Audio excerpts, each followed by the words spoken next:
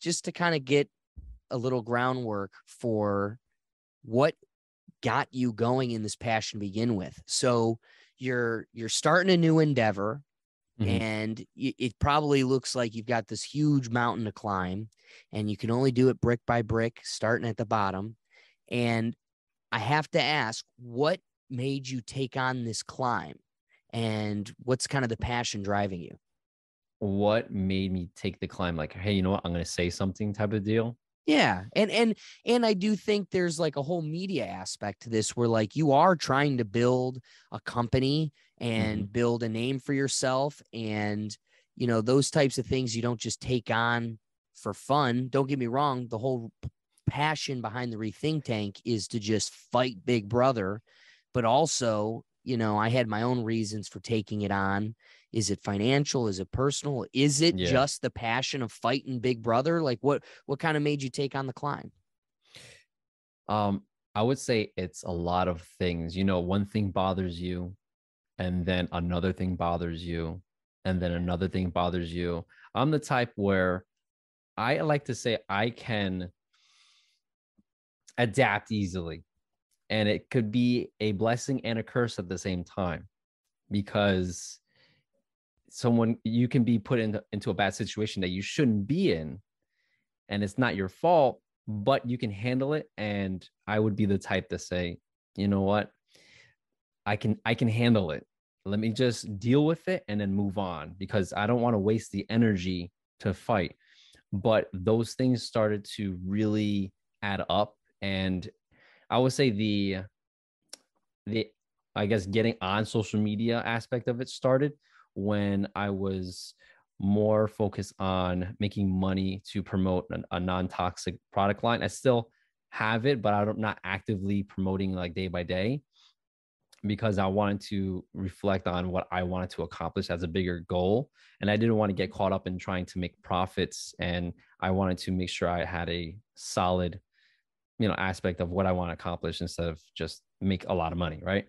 And COVID happened, 2019, I'm at home working from home, and I decided to start a YouTube channel that I've always wanted to, and talk about like new age stuff and the things that I like to look into just for fun and see what would happen. And I had a conversation with a friend of mine, and I was telling him, I'm like, I'm not satisfied with what I'm doing, because I'm just kind of like going here left and right.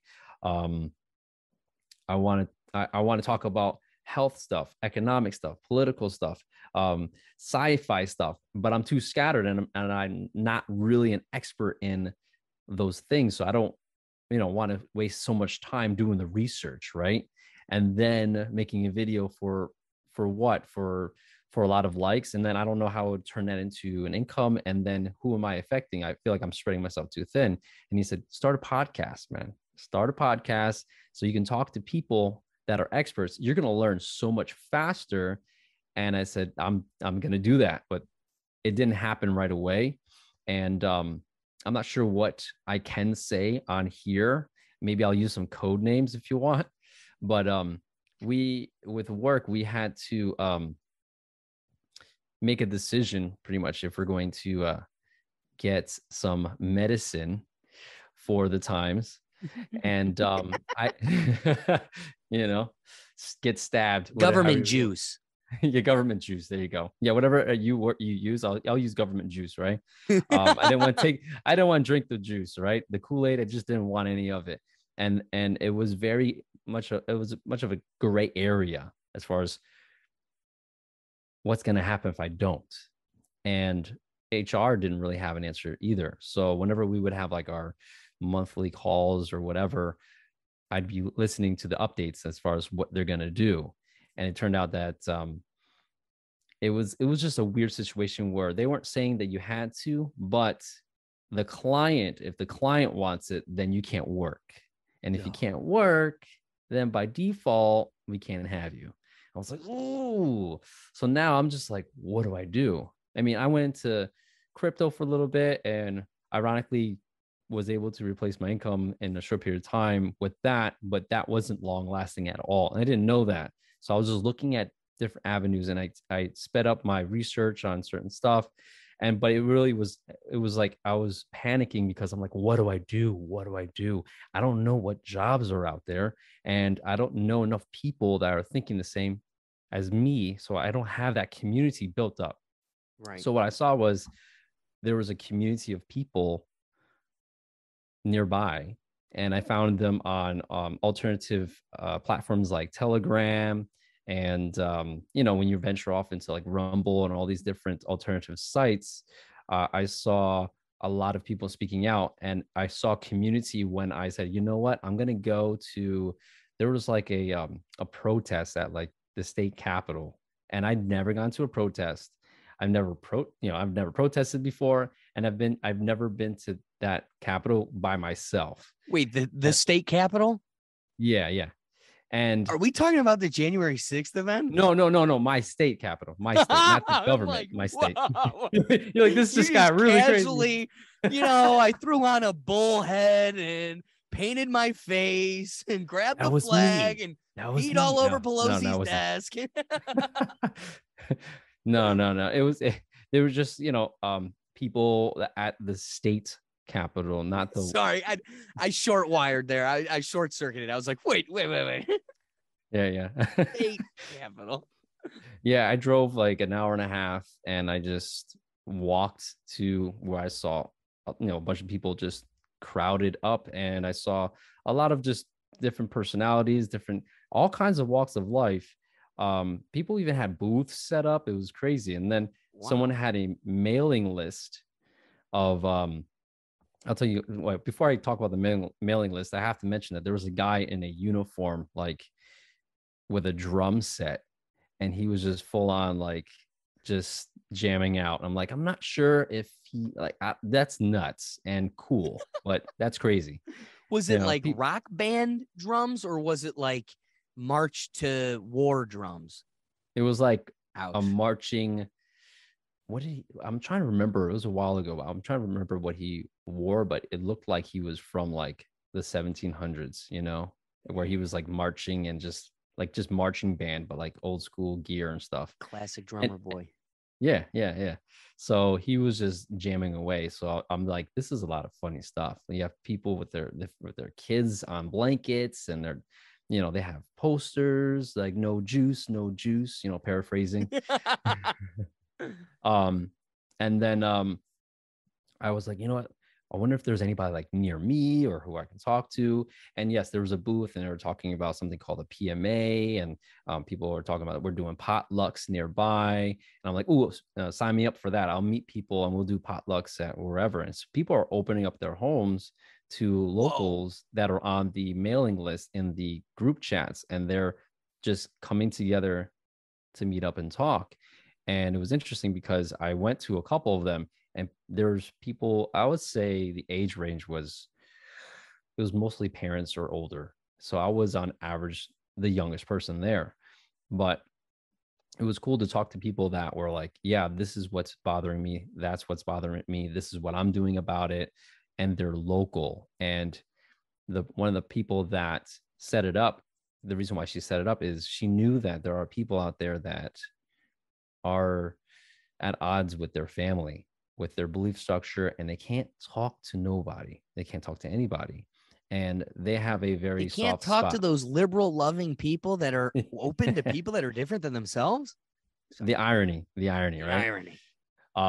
And so that's what they, to prevent suicides, to prevent people from being just lost and confused, and maybe give up on what their beliefs are, and just kind of like just go with the flow. Just they sought to give a community aspect of it, and that's why I was like, you know what, I would like to give back to that community and help build the community by going online, doing a podcast, having conversations that are on the empowering side, entrepreneurial, and at the same time looking for just someone to talk to or to hear that they're not alone. So that's why I wanted to go that direction, because I saw a lot of potential. But a lot of the people that I saw in those communities, again, were older, and they're not that tech savvy. And the ones that are, I barely saw them. I love that answer. I think it proposes it in a much better way than I was initially going to boil it down to. But at the end of the day, they forced your hand, and it was survival instinct. Is that safe to say? Kind of like, I hate making this analogy. I actually stopped saying his name on the podcast, and I will double down on that now because of the heat he's in. But AJ, that crazy guy from InfoWars, that dude is a sentiment to he wanted to stop. He was ready to stop his company. He was ready to retire with his family. And in 2015, you made a mountain out of a molehill, and you've made a beast to where he will die doing this. No matter if there's $0 in his account or $1 million, he's going to die on this fight. And I don't like putting it in such intense terms, but what I relate to from your message is I feel similar, where this wasn't supposed to be the road. The road was always for me to settle as an attorney quietly in my corner. And now you've made me more passionate about this than having a family, than having to see my career develop. All of that takes a back burn to this. And it's not because I want to have the big Joe Rogan experience, or I'm going to turn this into the $1 billion Barstool Sports. The dollars and the views does not matter. It's the fight to me. That is, it's important because, I went to law school. I could have gone into any facet of law. And by the end of law school, every person asked, what do you want to practice? And totally, it became First Amendment law. That was the best course I had, and grade wise. But then also, all this did was entrench me in that. I would never have taken patent, trademark, and copyright law. If you don't get a lot of extracurricular or I can't remember the term, but like extra classes that, like, besides your core classes you have to take, and you only get like 2 or 3. And I wasted one on trademark and copyright because I knew I was going to own this name. Nobody could take it from me. And so there were all these bricks that I had to learn, like, slowly building this wall that otherwise would never have existed. I would have just hit around and swiped on TikToks and played Fortnite till the day I died. But now you've made an enemy of somebody who wants to just be a quiet, functioning member of society. The irony. And just to double down before we get into the episode, I've said this a couple times before, and I will always die on this cross, that at the end of the day, I'm liberal. I'm going to say that. Put it on my forehead. I'm liberal. I'm just not voting for a Democrat ever, ever, ever, ever. And so I'm liberal. I don't care who you're or what you're smoking on your property. As long as it doesn't affect me on my property, I'm liberal to it. And sadly, we're losing that perspective. And that's what the fight is for me, at least. Anyway, final thoughts before we get into this thing. I thought we started, so that's why I give you a longer answer. No, I appreciate that.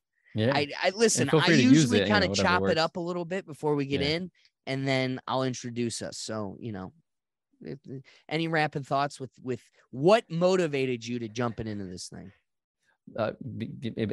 Ironically, unfortunately, it was, my back was against the wall. I had to make a decision. I was like, I'm about to lose all my income if I don't back myself up with my beliefs and, deny the juice. And that's just started the journey of fighting. Like you're in the corner and you're just like, shit, like I got to do something.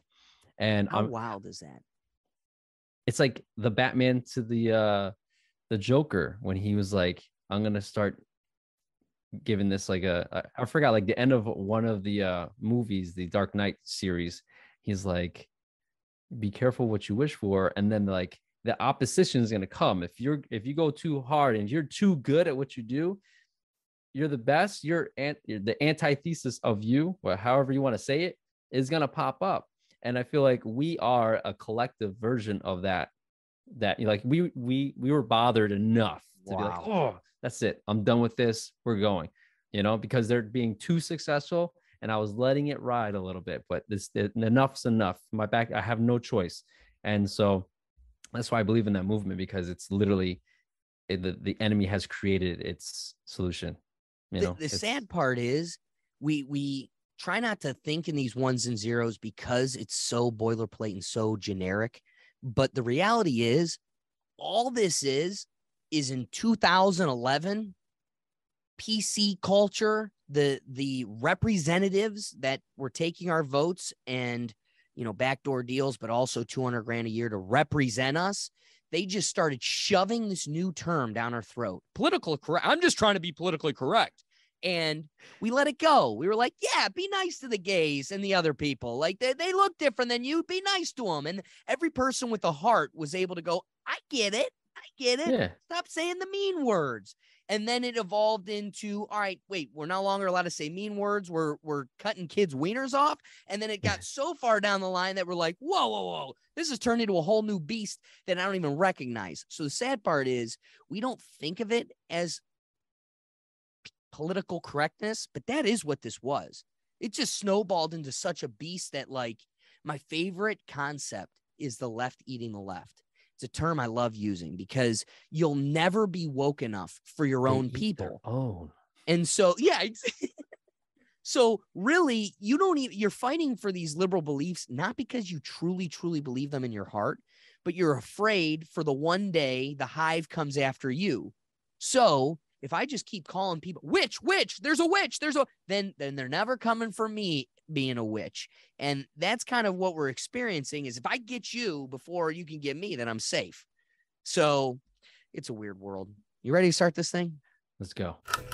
So I love that term, think tank. Think tank. I mean, you know what a think tank is? Like, how's a think tank go, James? Yeah, they got cancel culture nowadays. You gotta watch what you say. It's getting real scary out here. Yeah, I don't think so. I don't know if I can take the conversation here, but we might as well. It's the Rethink Tank. Looks like you had a little bit too much to think here in the Rethink Tank. Hey, what's going on, everybody? And thanks for joining me again. I want to introduce my really special guest because, one, it's a sentiment to the motive and drive behind the Rethink Tank. But also, to me, it highlights the beautiful thing that comes from this project.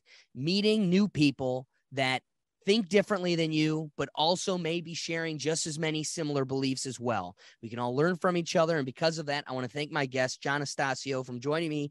And again, taking on this great endeavor. I can't wait to see where it goes. So, Jon, thanks for joining me, my friend. Thanks for having me. And so Jon has been kind of integrating into his show and to his media, asking people their red pill story, asking them what red pilled them, kind of broke them out of this wild matrix. So to give you a little bit of a background, Jon, I will say that the red pill story, the red pill event that made me an enemy of all the agencies wiretapping me right now is COVID, obviously, the boogeyman germ. That's what I chalk at least the main point to be. But what's funny is, on further reflection, I can totally point to one event. I could totally point to one event at this process that provoked me to even start a podcast and was like the main motivator. It's 2017. For a year now, I'm driving a Sprint in the winter, and people are yelling at me that the Sprint service sucks. And it's like, yeah, I know, folks, we're at Sprint. And every day I'm listening to Joe Rogan, and this is before there's 1 million+ podcasters out there, but his narrative kept going. If you think you should be doing this, then you should do it. Just start it and do it. And I kept going, that's me. That's what I need to do. He's talking to me. He's not talking to anybody else but me. And I go off to law school. I'm stranded in the middle of Harrisburg, Pennsylvania, and all I keep getting is news articles about they're coming for Chief Wahoo. They're coming for Chief Wahoo. Now, granted, they don't officially pull the Cleveland Indians and with it Chief Wahoo until 2020. And so we were able to get another 2-3 years out of the name, our logo, our mascot, everything. And there's always been murmurs about the Indians being racist. But it wasn't until like 2016, 2017, there was a hard push for, at the very least, we need to get rid of Chief Wahoo. And it drove me nuts that every article, every clip, every conversation about this was from one perspective, the ignorant perspective. And it was just trashing those that supported this name and this team. And again, further emphasizing the ignorant perspective. Nobody wanted to talk about how it was based on Joe Sacalaxis, the first Native American to play in the American League, that it was a 7-year-old white girl that when the city, because again, there was a point in time where we were allowed to democratically decide what the team name was. It wasn't ordained from the gods. And she wrote an article to the whole city of Cleveland that it should be named after this guy, the chief, who was a rallying figure of the city, that he should be he should be memorialized in our team as this is something we should be proud of. The first Native American, something we can rally behind. Then look at Major League. Say what you will about, oh, I can't believe they had that on a movie screen, that people were doing that. It never came from a place of hate. It came from a place of even if you wanted to paint it as jest, there's always going to be, you can always find that in most things, but irrefutably, it never came from a place of hate. And so it drove me wild that there was no conversation, or at least ode to the perspective that is different than the main narrative. And I felt there's only one way for this to be heard, or at least for me to hear it. And it's me taking that torch and doing it on my own. And that was the main motivator. I wasn't conspiratorial, and the show surely was not tinfoil hat. Interesting. Until 2020. And then, you know what's wild? And this is, for the viewer, but this is for me and you and for your understanding. That's why I appreciate you calling it the government juice or the boogeyman germ or whatever it is, because if you go to that first week of COVID, you can look at my analytics, and YouTube shows you where viewers come from, whether it's from your link, like you spreading the link out and people sharing it, or YouTube thumbnails on the side, YouTube suggested videos on their home screen, or YouTube suggested videos after a video. And so YouTube gives you those analytics. You can see it's pushing it to strangers, pushing it to strangers, pushing it to strangers. The first episode I talk about the boogeyman germ, it is off like a light switch. You just zero off. Nuts. Not surprised. And then it never comes back. And then it comes out like 4 months after that period. Logan Paul, the knight in shining armor for YouTube, comes out and tells everybody, don't say the word COVID because YouTube is shadow banning any video that uses those words. Well, at that point, once you're categorized as the anti-Fauci bad guy, you're damned. And so what kills me is you could see where the algorithm just turns you off. And that's why I doubled down on, yes, the main motivator was Chief Wahoo. But this was never that show. We did seltzer taste tests and all kinds, and we still do. We still do the fun stuff. You had fun. One chip challenges, the whole 9 yards. Oh, but it wasn't until we realized we're in a legitimate battle with demons that the show had to pivot to a very serious, I guess, pursuit. So that was my very, very long-winded way of answering my question to asking you. I'm curious, John, what was your red pill story? Well, it's interesting because as far as I can remember, I was always dropping myself into different rabbit holes, so to speak. And you end up taking you take a red pill, you fall into a rabbit hole, right? And I can say that the earliest instance of wondering what's going on is when I was in elementary school, actually. And it's interesting how you can get influenced by just learning about something that just sparks belief in it. My mother would tell me stories of how she would have dreams of something happening, like a specific situation where she was in class. In her dream, she was in class. She wasn't familiar with the teacher or the people around her. And there was somebody, she recognized in the dream, she was able to, I guess, recognize the person behind her. And, when you are in your dreams, sometimes you have memories that don't exist when you wake up. This is weird.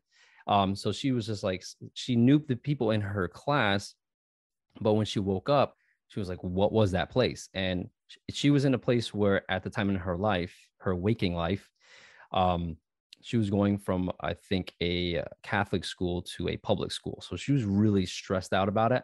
And she was just, you're thinking about something. This is going to be a major change in your life. So when she had that dream, that was actually her new public school classroom. When she went to public school, she had this weird deja vu moment. And the person behind her was the person in her dream. The person to the left of her was the person in her dream. So she had a precognitive dream. And like your face, that was my face when she told me about it, right? And I don't know what made me ask her about it. Maybe I was asking her about time travel because I was obsessed with Back to the Future. And then I would say not too long afterwards, I had my own precognitive dream. And it was very simple. It was just me walking to school, and I passed by one of my classmates, and I thought it was weird because they're leaving school as I'm going to school. Very simple. I think a day or two later, I'm walking to school, and then I see the same girl, and I'm like, why is this familiar? And it took me a whole day before I came home, and I was just like, it was just bothering me. Why was that familiar? And when I saw my mother, it triggered that memory. I'm like, oh my God, it happened to me again. Like it happened to me for the first time. And so it's like that story has sparked me to start that journey. And I had other precognitive dreams. I've had precognition during the daytime, just in school. But because the more I thought about it and the more I believed in it, the more frequently that type of thing would happen. But I wouldn't talk about it because that stuff is only supposed to show up in movies and sci-fi. But I was having sci-fi experiences and I didn't know what to do about it. And every single time I would try to talk to someone about it, I would have to just put it on the back burner because people would just either would say, oh, there's a logical reason for it. Like, I would watch X-Files and my friends were Scully. They were just like, there's got to be a logical reason for it, And I'm older saying, but what if? But that was it. All my friends were, Scullys. And I hate to use a reference if no one knows about it, but it's just that logical person that wants to be scientific about everything, right? Even without knowing it, you can put together. And also, I think that is, especially my audience, that's the vast majority of people that they're associating with. I mean, at the end of the day, I cannot prove to you that the earth is flat. But you also, without taking me to a spaceship, you can't prove to me it's round. There's a lot of science that you operate on. And at the end of the day, where the science lies in my life currently, I am left and forced to operate in a world where it is certainly round. And I won't say that out loud for too many people because then you're instantly damned. But there's a philosophical theory of the existence of last Thursday. And it's a theory that literally existence came into being last Thursday. And all of your memories are artificial. And it's to convince you that there's a history well past the actual start period. How would you know whether or not your memories are falsified and that you actually did experience beyond last Thursday? Also, the most catchy, most stimulating, and sexually appealing theory right now is I just had it and it fell out. Simulation theory. You like again, simulation. This is the philosophy major in me. Simulation theory, the existence of last Thursday, round Earth, flat Earth, all of those are equally as provable. And you go, and I'll take out round Earth because I get it. You're all bitten by the bug. But there's a sentiment to the way you think versus the ones and zeros of the more sensical thinker. And it's that they have you're wrestling with theories and ideas and trying to grow. That doesn't mean you buy them. Doesn't mean I subscribe to that theory. But your inability to wrestle with that or even consciously consider a different theory shows that even if that other theory were to be the case, it would be impossible for you to see it. So I never watched X-Files. It seems like something that I'd be interested in and I should You'd jump love on it. But I definitely relate to, what was it, Sully or Scully? Scully. Scully. I relate to that character because it is what we're surrounded by the most. And it's because the masses that does surround us, we're not only trained to not have the ability to theorize and play, but because of that, anecdotally, I don't think they could ever learn it. At this point, their brain is crafted in such a way that they only think in ones and zeros. And no matter what you spoon feed them, it doesn't exist. And that is a real struggle we're dealing with because the vast majority of them are brainwashed in such a way. Yeah. And it's interesting because going back to that show, eventually she has something that happens to her, which forces her to accept a different reality that makes her now that person where no one believes her. And I took note of that. And I thought, well, I'm going to continue to have interesting, experiences, and I'm going to test those experiences and build off of those, and then incorporate those experiences with friends that don't believe me. Ooh, and that's a fun exercise. Yeah. I like that. And one exercise I did was, I didn't think we were going to go here, but I was working at, this was like a while back, like let's say high school. I was working at a grocery store and I'm on break with my friend, my best friend at the time. And I had this thing that I was doing where I saw the movie Matilda, and I thought it was really cool that she can use her brain as a calculator. And I like time travel stuff because of that experience, right? And what I would end up doing is we would be on break. We know what time we're on break. And I would tell my friend, hey, I'm going to try an experiment. I want to see if my mind can tell me what time it is without looking at the watch for a while, right? Let's just see what happens.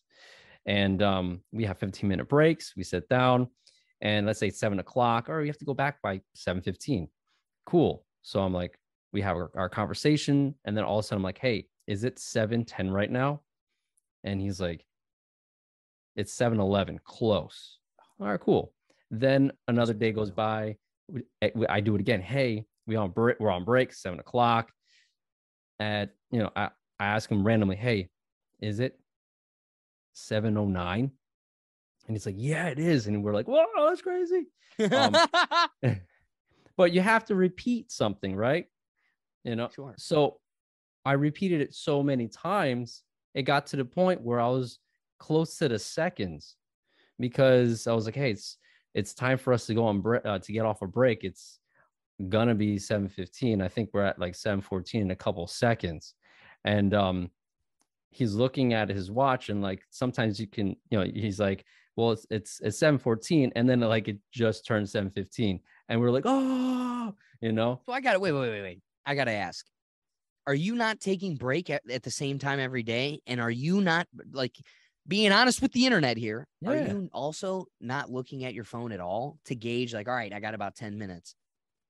So yeah, the goal was to see first it was to see if I can even do it. Then it was, all right, well, let's see how long it's gonna, like, how long can I not look at the clock, And I do this now just for fun, because it's only so much you could do.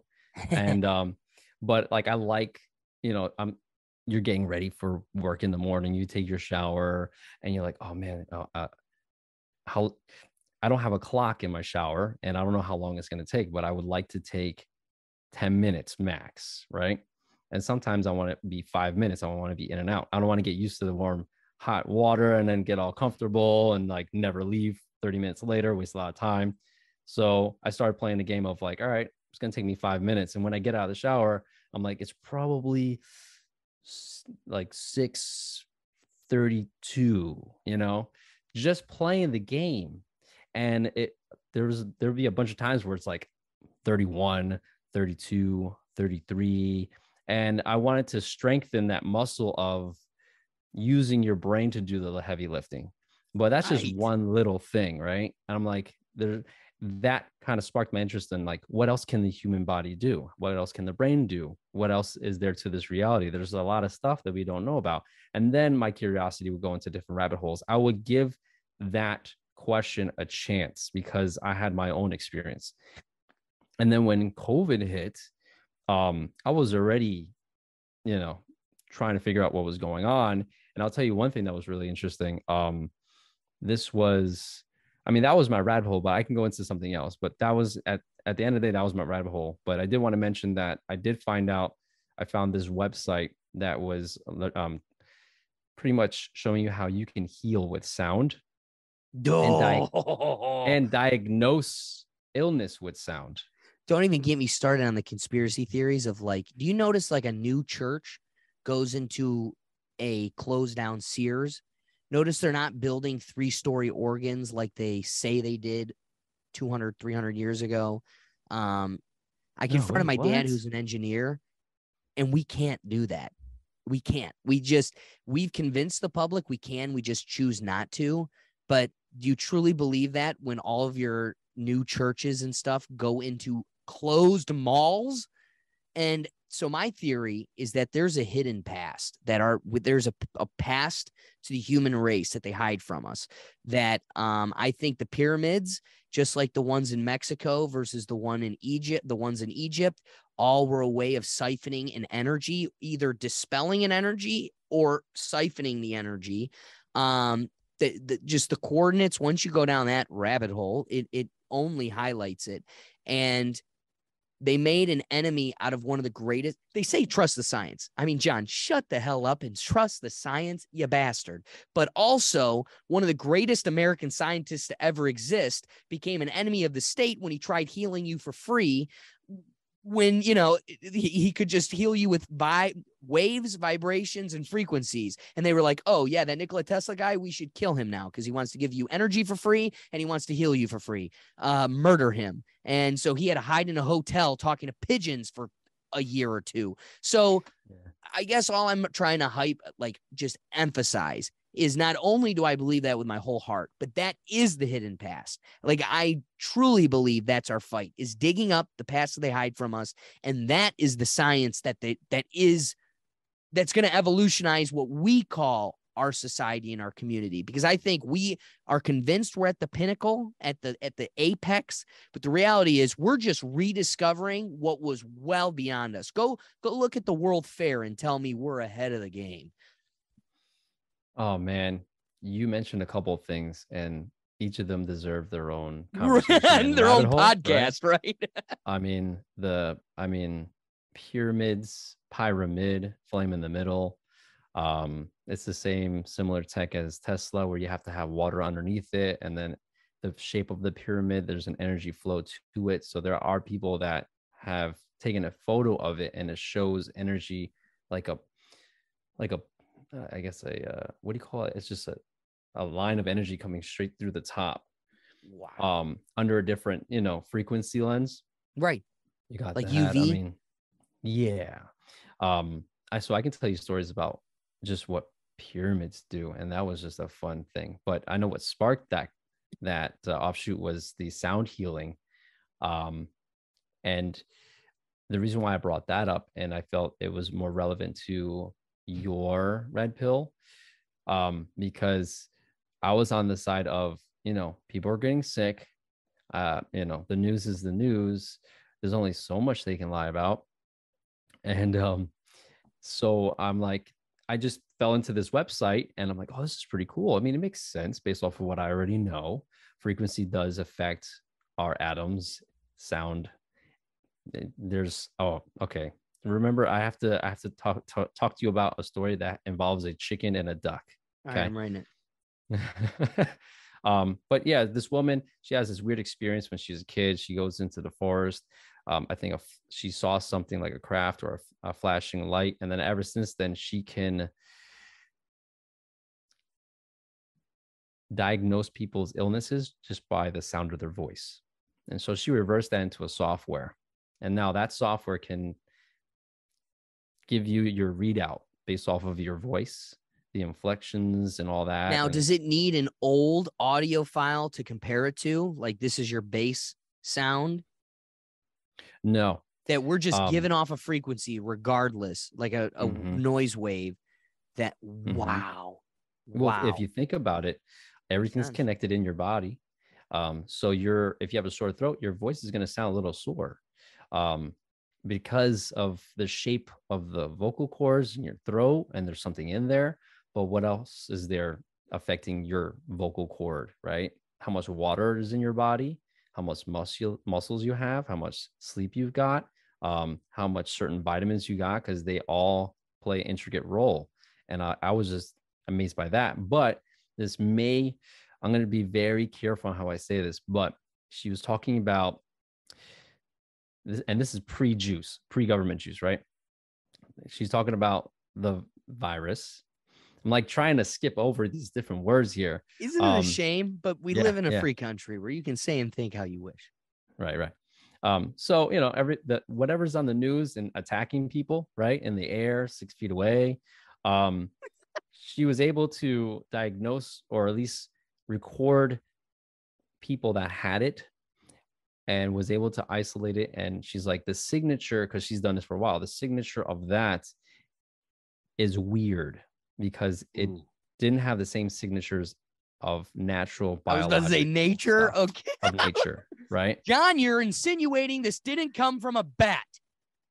Exactly. And that was before anything. That was before any of that conversation even started. So I was like, well, I'm not surprised if something leaked out of a lab, but we'll find out later on. And I just put that on the back burner because, that was just cool to hear. And I was more interested in, learning how to learn about my health. But again, I didn't want to spend the money on like the thorough breakdown, but I did like a free sample, and it gave me way too much information, but it made sense. And I thought it was pretty cool. I thought you'd appreciate that. But if you want, I'll go back to that duck and chicken real quick. Duck and chicken and the duck. Because we were talking about frequencies and all that stuff. Again, this is another red pill, moment story where I'm listening to. If you're familiar with Ancient Aliens, then you're probably familiar with David Wilcock. Is that the guy with the hair, just like the meme? Everybody knows that's not him. It's Dang. funny. It's not him. I know. Everybody references that guy, he says aliens, right? Well, also, he I think why everybody resonates with his hair is he probably just did this so many times, and then it just like looks like the Frankenstein's wife's hair just coming off the top of his head.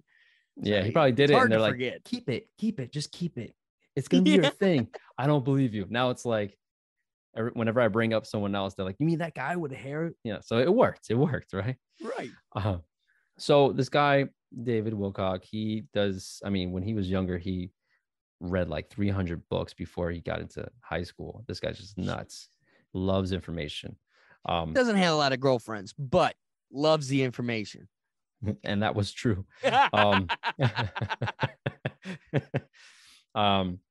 So yeah, you threw me off there. So he talks about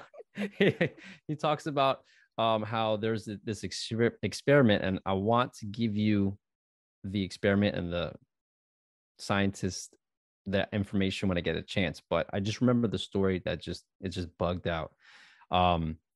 It goes like this. This guy is trying to prove that light or frequency affects our DNA. Our DNA is light based off of other things he's done, but he wants to show people.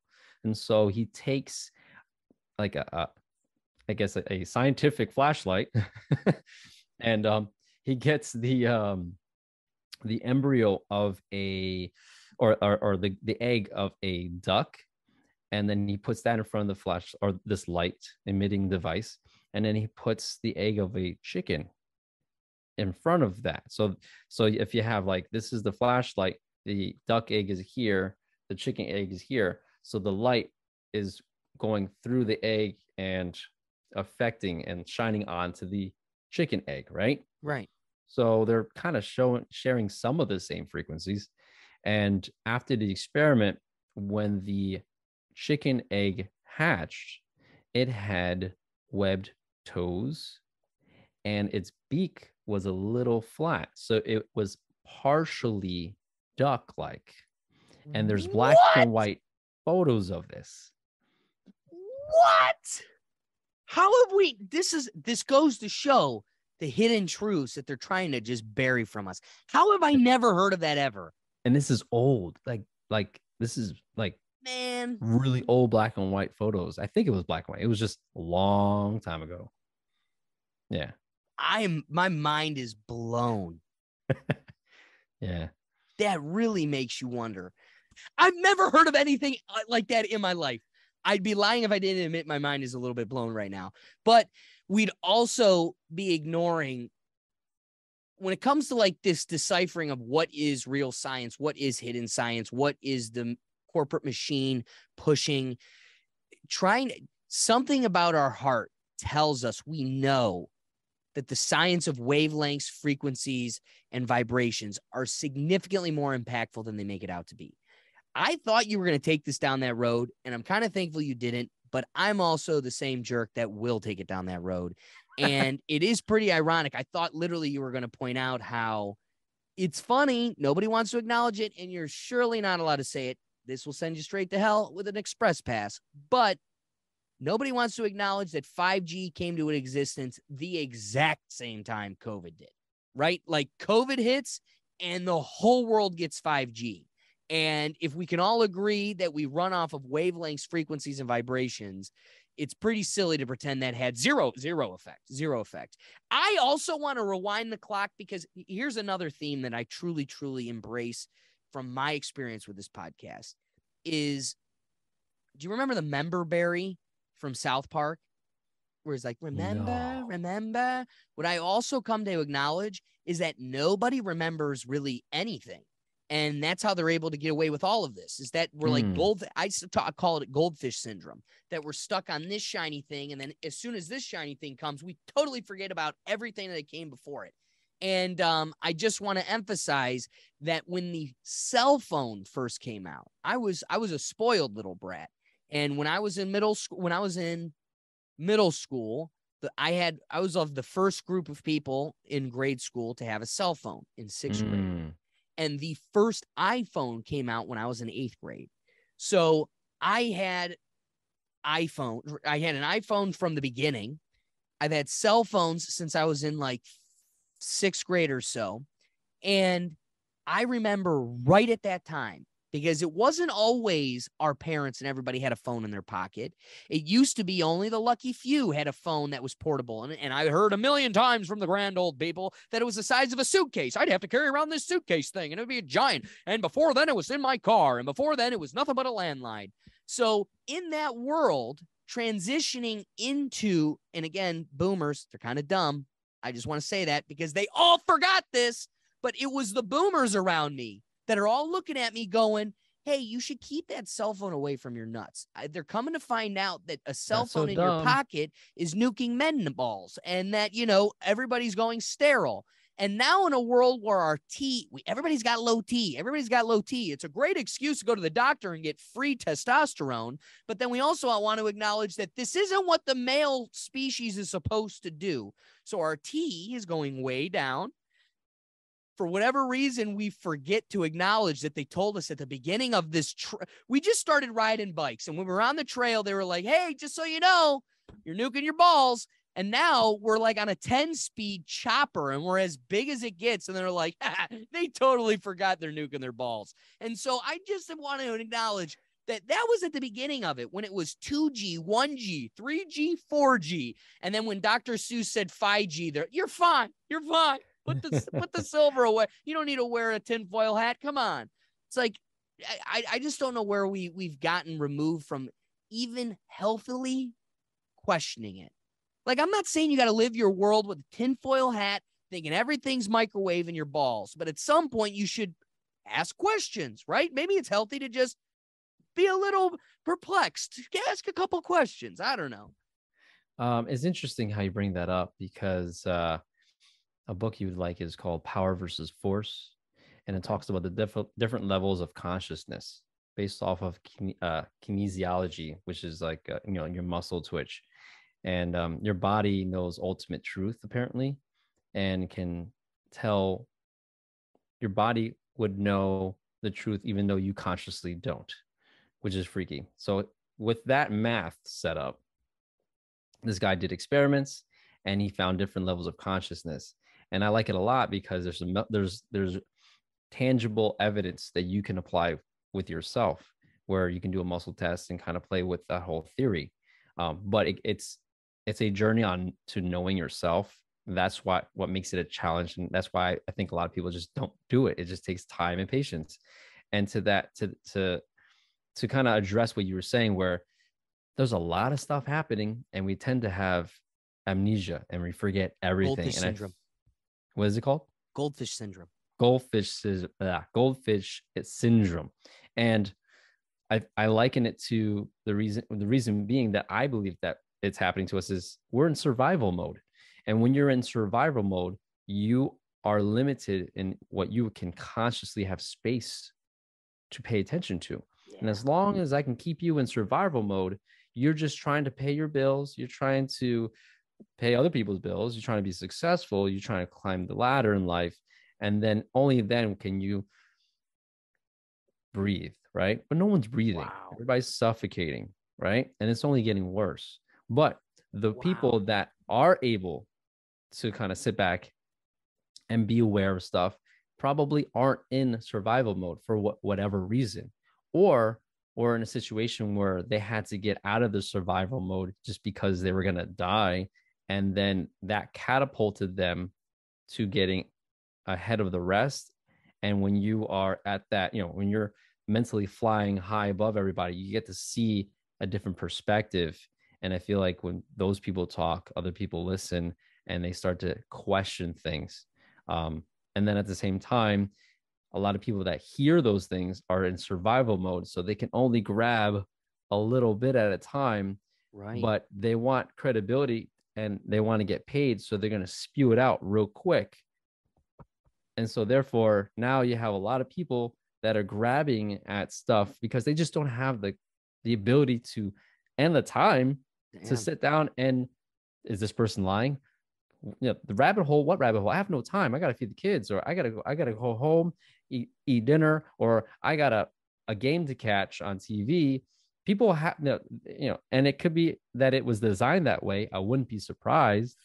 And so now you have a bunch of people just grabbing at straws, trying to get some credibility, and they're losing credibility left and right because they didn't take the time to do the research. They didn't fully fall down the rabbit hole and really kind of immerse themselves. And I can't blame them because there is no time. So I do like the idea of creating of the what do you call it when you don't do, I don't want to say you don't do too much, but it's simple. It's minimalism.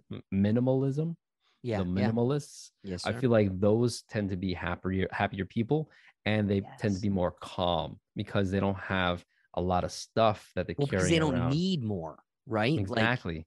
And they tend to have some pretty good answers to some tough questions because they took the time to read about it instead of, engaging. And how much of not being a minimalist is the side byproduct of consumerism, right? Like, you don't need the newest iPhone.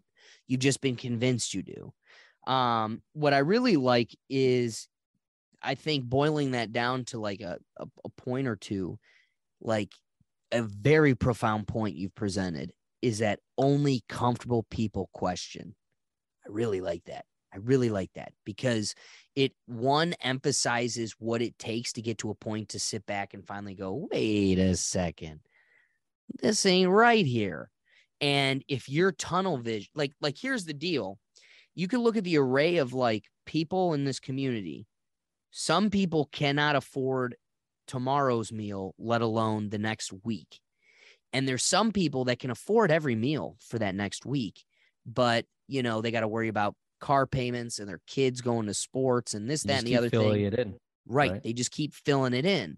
And so what's funny is neither of those scenarios sit back and go, yeah, but isn't it weird that like Nancy Pelosi is the biggest investor in Wall Street? Like, you don't get to that point of going, wait, but what about what she's doing and what she's got? Because you're so focused on what you've got and you're just in, like you said, survival mode. Unless your back is against the wall, which is happening right And you got to make a now. podcast and humble those mofos. Yeah. No, But a lot of Go ahead, people go are, ahead. their back is against the wall, right? They have kids and they're like, I don't want them drinking the juice. And so they actually, I just ran into an old friend from college and they just moved from out of state. They were in LA and they're like, it's getting crazy out there. And we had to get out. And they're looking for a community. And I'm sure they found it, but it was interesting how they just had to up and leave like so many people because it just got so bad. Your back is against the wall. You don't have any options. You have to make a decision. And at the end of the day, the decision is going to be based off of knowledge. And depending on how important that decision is, you're going to put a lot of research into it, right? It's a life changing decision. And now you have to go down the rabbit hole because your future is on the other side and you have no choice. And I think that's what's happening nowadays is people are just, and that's why people are waking up, right? And they're like, you know what? This happened to me. I had no choice. I had to make a decision, but I didn't want to make that decision because and now they're waking up left and right. People are getting forced red pills. You know, they have this huge pile of blue pills of just every day. And they're like, the red pill was like in the corner somewheres collecting dust. And then the blue pills just started tasting so bad. They're like, where is that red pill? Because I was told that red pill has some answers. And so people are just, they're looking for answers. And I want to be one of the people that are taking the time to talk about the answers that I found. Right. No, I love that. I love that. And you made a passing comment when you were talking about how only comfortable people question things. And you had mentioned, I wouldn't be surprised if it's designed that way. And the reality is I'm not one to make bold-faced claims that I don't know with a capital K totally, but that's one that I'm willing to make the leap. And I'll put my neck on the line and say that was 1000% designed that way. Think about how wild it is that Henry Ford created the 5-day week, 2-day weekend. And it was just on a win. Like one man has created the only thing our parents, because their parents lived and died this way. This one human being, he could have picked a 3-to-4 ratio. He could have picked a 1-to-6, but one guy ordained by God picked one way the capitalist week will look.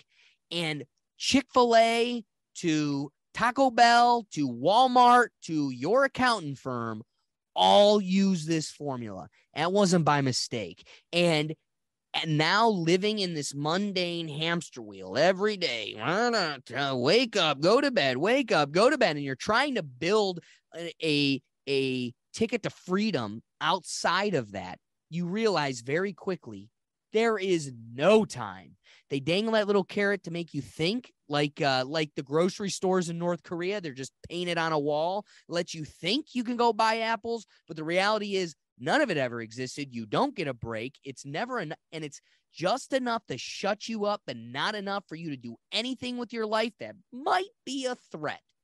So yeah, I think it was totally designed that way. Okay. I know you're itching to close out here, so I've got one last wrapping thought that I'd like to kind of flush out with you a little bit. Sure. We went down this road. I hope not to it expands into too much because, again, like I said, I know you got to get going, but I really do want to address this because it was something that I didn't intend to be presented in this conversation. Mm-hmm. We kept snowballing one way away from it to ever address it again. But I want to go back to your personal interest in precognitive dreams.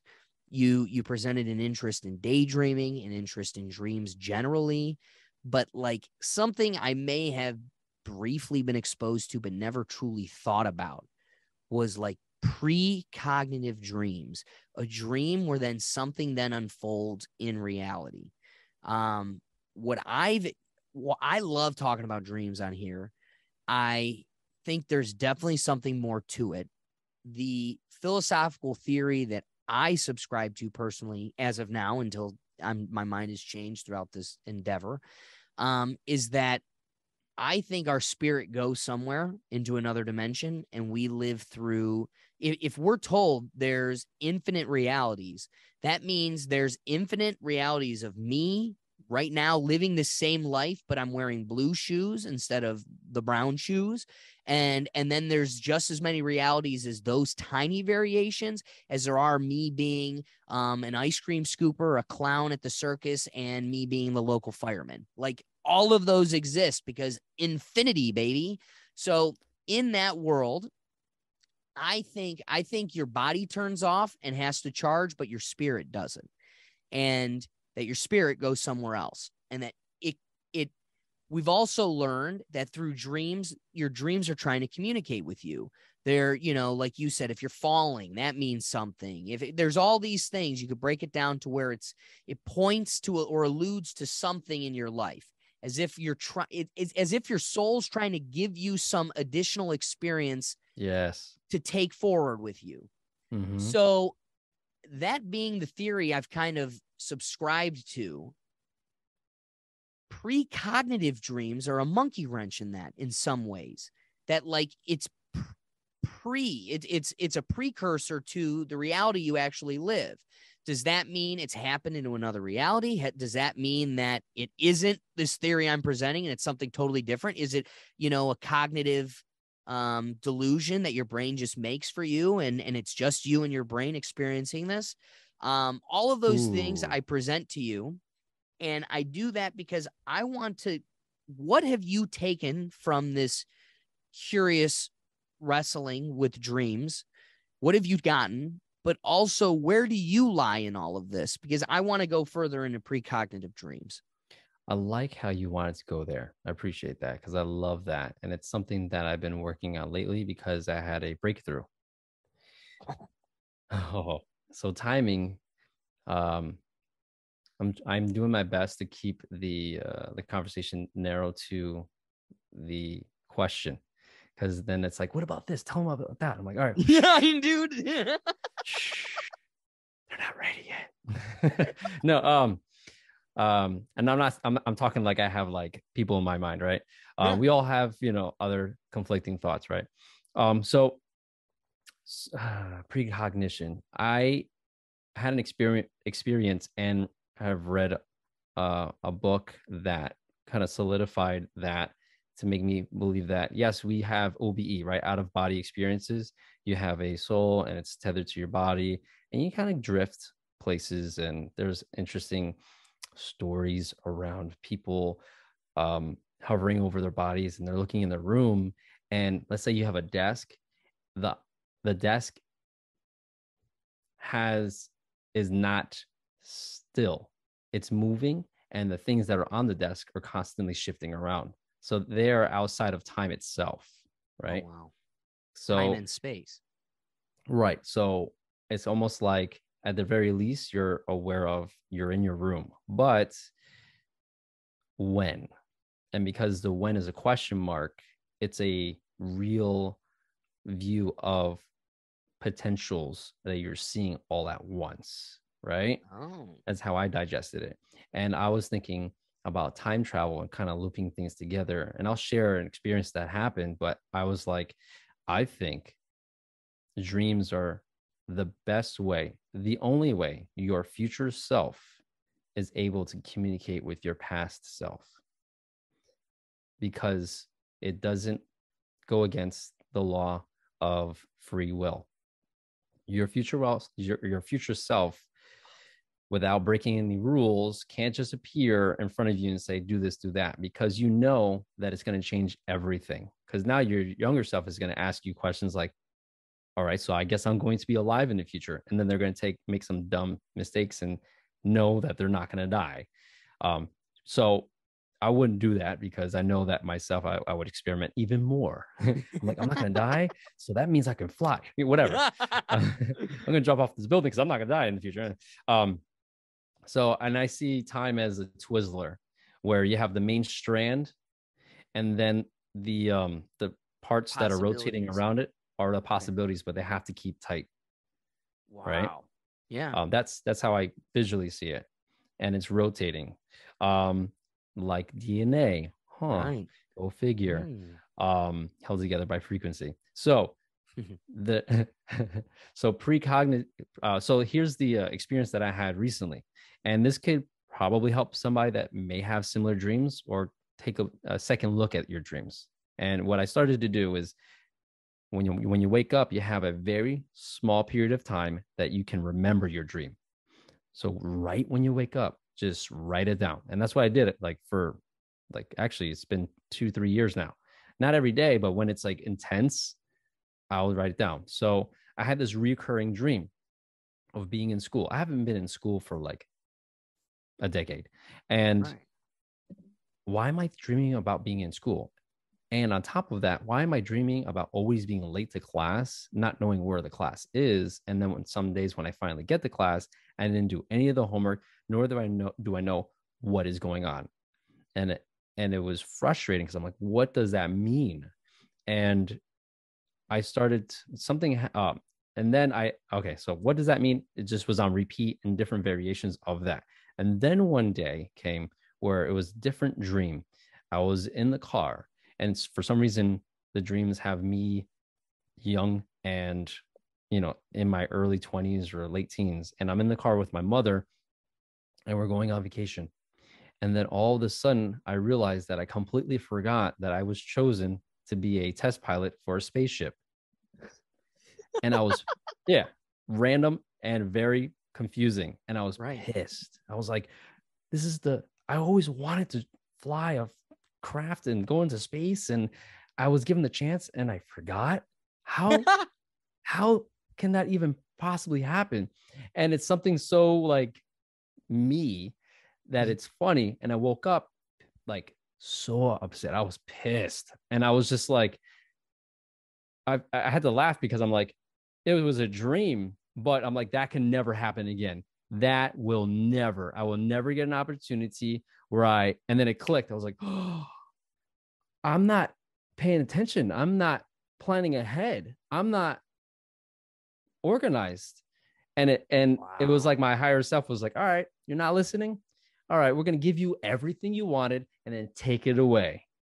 And then I was like, you know what? Okay. So I got a planner. I started using it. I started planning ahead. I took action finally. And you know what? I didn't have those dreams. Actually, I had one dream after that about going to class and having my homework done and being prepared for class. It was like, you did it. Congratulations. So you did, but then, now there's other dreams. And now what does that mean? And so now another challenge, and you can't know what they're trying to tell you immediately because that's not fair. You say they. Is it you? Is it the ethos? Is it spirits? I don't know. Who's communicating with you, John? Exactly. And unless I talk to them face to face, I won't know. All I know is theories and concepts, right? And I know myself, and that's what I would have done. So probably. And I've done little experiments where, that movie Butterfly Effect or the concept. Yeah. Oh yeah. So I did that to myself, and I pretended to have conversations with myself in the future with the answers. And I was in high school. I'm like, oh, I'm stressed about this. I'm stressed about that. And I'm like, if I was my older self, what would I tell myself? And I would just play with that. Wow. And I would get thoughts, ideas that at the time I thought was mine because I'm playing. But as I reflect on those times, one, those times are very vivid. And two, I have the same advice now. So I don't know. Holy cow. I don't know. I think that's a cool perspective. I like the idea that I might have given myself advice because I would say the same thing. And it wasn't uncommon advice. It was pretty much like, hey, enjoy your time while you're young, network with people, and don't do anything stupid. Because in the future, you never know what's going to happen with these people that you've made friends with and you burnt bridges. It was kind of like that. Now, here's the only thing that presents the question of the chicken and the egg, because you also then want to ask yourself, is the advice that you would give yourself right now, because that's the advice you've been operating off of since, like that's what you've internalized and now has made your mantra. So is that the advice you'd give at this age only because that's what you operated on and gave yourself back in the, again, you would never know, chicken or the egg, what came first. But one little thing, dude, that you raised or that you've present, I annoyed the heck out of my friends like a month ago. We show up to golf, and the night before, I just started taking Alpha Brain. I'm going to see if I can make them a sponsor because I want to advocate for Alpha Brain to the end of the earth. It's not like Adderall. It's not like speed. It's a eutropic. And I as somebody that needed a cup to 2 cups of coffee a day and have not taken a cup of coffee since. It's a eutropic. All it does is you could just tell your brain is working at full capacity, clean and clear. And I did I brought it up to my friend. He raises to me that, oh yeah, dude, dreams are like way more intense and like way more vivid with it. Now, I think now that I'm taking it every day and it's become a piece of it's tampered off. But like there was a solid like week where it was incredibly intense. And there was one day I show up to golf and I was just out. I was just so out of it because I woke up. So the dream I had was my mom and my dad come to me and they go, Allison, my sister, is being cloned. We're going to make a genetically perfect version of her. It's a better version of her. And it's going to be her exactly. And mom's pregnant. She's going to have Allison again. And I go, well, where's Allison? And they go, well, she's already gone. We couldn't have 2 operating at the same time. So we had to put her down, and that they were able to prove to me that the doctor, my sister, and my parents were all in cahoots. They were all in agreement. Allison totally subscribed to this and like gave in, whatever. And dude, I've never been more emotionally upset and angry in my life. I wanted to kill somebody. I woke up so mad. I wanted to kill my parents. I honestly couldn't look at my parents the same that day because I just couldn't get over, how could you do this? I still am so emotionally fueled by this. And then to show up to golf and you're like, wait, no, it was a dream. Like, no, you're holding this emotional weight that doesn't even exist, let alone to the people around you. You're trying to get empathy. You're like, dude, my sister killed herself and my parents were all for it. And it doesn't even, and I literally came home and hugged my sister. I was like, I still had this cognitive dissonance of like the reality of it versus, and this wasn't like most of my dreams where you're living like an hour or 2 of this existence. I lived weeks of just like hating my parents and hating these doctors. Wow. So upset with my sister on like why she didn't think she would owe it to me to let me say goodbye. It was so emotionally fueling. And then to wake up and it doesn't even exist. You're like, I can't live in a world where like I'm laughing it off like it doesn't exist. And what I can say wholeheartedly is it's something I always knew, and it was something I tried to be good at, but that dream has forced me to be good at, and I'm totally living it on my sleeve every day. But you don't appreciate the people in your life enough, your family, the people that are close to you. And my uncle would always say, you never know when it's the last time you're going to see somebody. So, you know, I know we're men and whatever, but you say, I love you, because you never know if it's the last time I'm ever going to talk to you. And I could say it had that benefit in my life, and I haven't been back to that place. I haven't had these types of reoccurring dreams where I'm losing someone and I never got to say goodbye. But I have to emphasize that was the most vivid dream I've had of recent. It was so real. Have you ever watched Rick and Morty?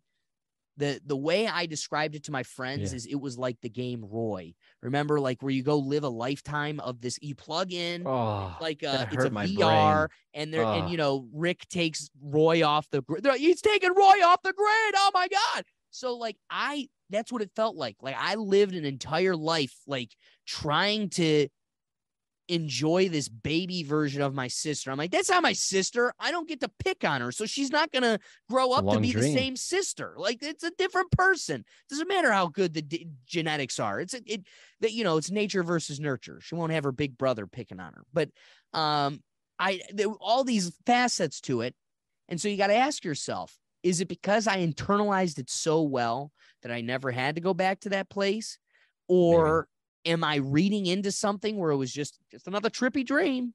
Or was it trying to communicate something to me and I'm totally off base, so it just gave up? Who knows? But it's like, I don't know. I just raised it because that was totally, and I swear to God, if it's precognition, I'm going to kill my parents. So it's almost like, again, it was a message and it was a sign that you needed to appreciate for whatever reason. Maybe you were going off the path and you're just too busy to hang out with family. And then your higher self, again, assuming something, said, hey, you know what? You should start appreciating, because you never know what could happen. And then it was, the intensity made me feel like whatever you in the future or whatever was trying to prevent was that time sensitive, that important, that it triggered you to need to have something like that, you know?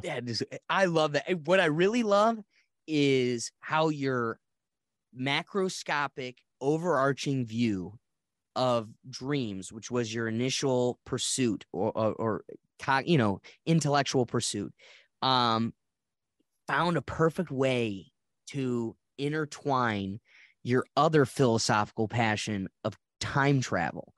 Because when you brought up time travel, I wanted to pick your brain on, there's all the different theories of how to do it and how it works and space-time. And is it really just pinching the space-time fabric and you're just really moving from like one point to one point? It's pinching these two together, whatever the case may be. All these different perspectives on it. And one, I've never heard this approach to it.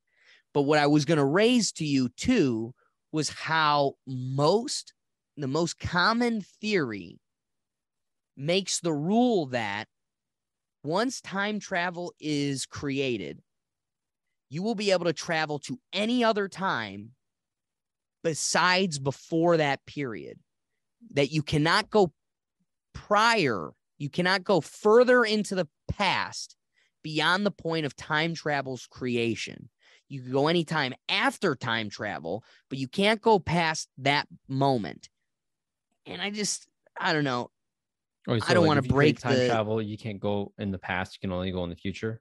You could go in the past, but you cannot go beyond the point time travel was created. So let's just say time travel's created in 1920. You can go right now. You could go back to 1930. You could go back to 1920, but you can't go back to 1919 because that technology didn't exist then. But what I like on how this is so unique, so new, at least for me, that what I find cool is this transcends all of those lines, space-time, a timeline. You brought up the law of free will. I'm a determinist. Another philosophical theory that was like a major silver lining to the show. I took philosophy classes.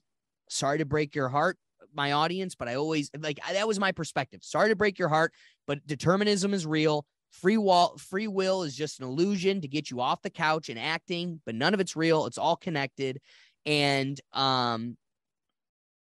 in that thread, to me, it makes more sense that time travel, this thing of manipulating space and reality, how is that simply imprisoned or limited to the metal machines humans make? Right? Like, oh, we can't go past 1920 because the human didn't put the blue wire next to the green wire. And no, to me, that doesn't make sense. I think what makes sense is it's in here. Synthetics are limited. And so the outcome is going to be limited. Right? So if you make a time travel trip, then that trip might be limited to the frequency and the technology used for that trip. And so you can't go in the past with that tech. But if you use the original tech, which is the human reality that we're mind. in, the Yeah. mind sitting in it, then there's no, there's no limit. And that's how I see it, right? I mean, there's a crazy story of let's just say there's an experiment and science. I'm going to tell you at story format so that we can go get past where it came from, and so that you can kind of get the understanding of where a theory may have come from. Okay. And an example of it, right? So let's say that there were some programs that were not public and experiments on reverse engineering technology. And let's say that somebody said, what about the grandfather paradox, right? If I go back in time and kill my father, will I cease to exist? Okay. And one person hated their father enough to say, you know what, I'm going to do this. And I don't care because I want to have the joy of outing his father. So he goes in the past and he just kills his father, comes back, nothing happens. Same day, that dude gets hit by a car.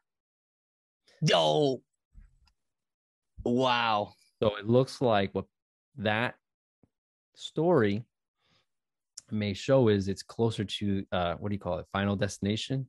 Is that Right. what that movie is? That no matter what, it'll come destiny back. was to. But I don't like the idea of destiny because I think it's more of a, let's say, time Universal reality code. is a code, or there's a need for balance, and the code, the system, frequency. If everything's frequency based, you know when a note is a bad note, right? So it's easy to just try to bring that note back to harmony. And so bringing back to harmony could have been just him being in more of a likely chance to not exist anymore. And so I think that that makes the most sense because I like the idea that everything is alive, and everything is working to be harmonic, because that reflects on everything I've ever encountered in any type of rabbit hole, any type of experience. It's an easy thing to notice that repeats all the time. You're right. You're right. It repeats. It repeats all the time, and it's everywhere. Man, Yeah. I love this. I could bore you forever. I would love to pick your brain more on This is dreams. awesome. But then all of this, like going down the rabbit hole is a blast.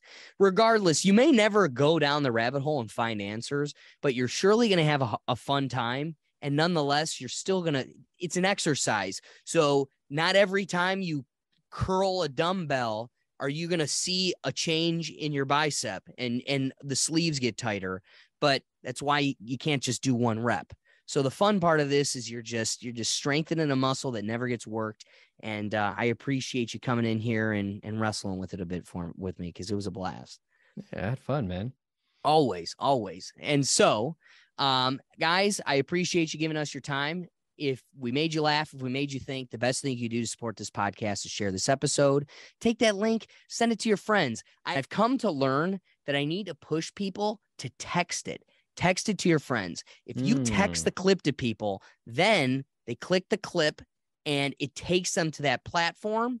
And so the algorithm rewards the content that's bringing people that otherwise wouldn't be on. So long story short, helped your boy out and text it to your friends. Super easy. If you liked it, I assume the people that you congregate with are probably going to love it too. So let's find out, send it to them. But Jon, thanks for coming on here and giving me your time. Where can they find you?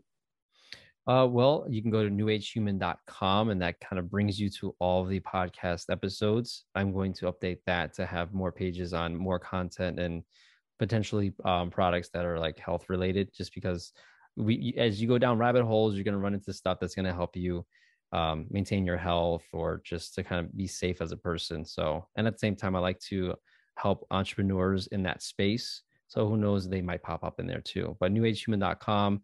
You can go to at Jon Astacio, JONASTACIO, and that's my Instagram handle. That's where a lot of my stuff is, and then I'll be uploading YouTube a lot too. Perfect. Perfect. And what's the YouTube channel? Same, New Jon Age Human. Astacio? New Age Actually, Human. Perfect. Yeah. All right. Well, Yeah, make sure you yeah. go check them out there. We're going to have them on again because it was a blast. So, John, again, thank you for your time. You can catch all of our content on our website at www.rethinktankpodcast.com. Like I said, the best thing you could do to support this podcast is share the episode. Check us out on Facebook, Twitter, and all the other things. But otherwise, we'll catch you on the next episode. John, thank you again. And folks, we'll catch you later. Peace. Peace. John, thank you, my friend.